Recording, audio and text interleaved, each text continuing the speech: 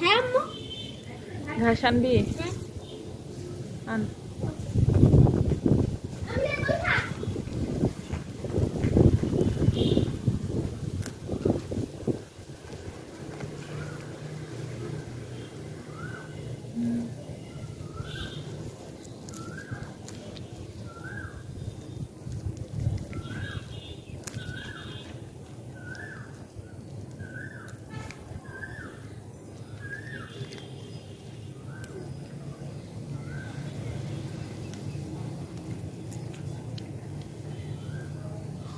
আর খাবি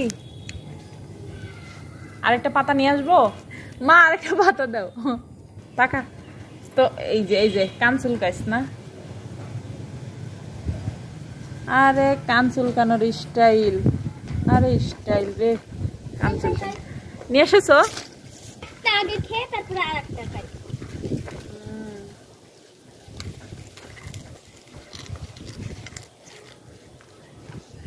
ও পাতা খাচ্ছে কিভাবে দেখছস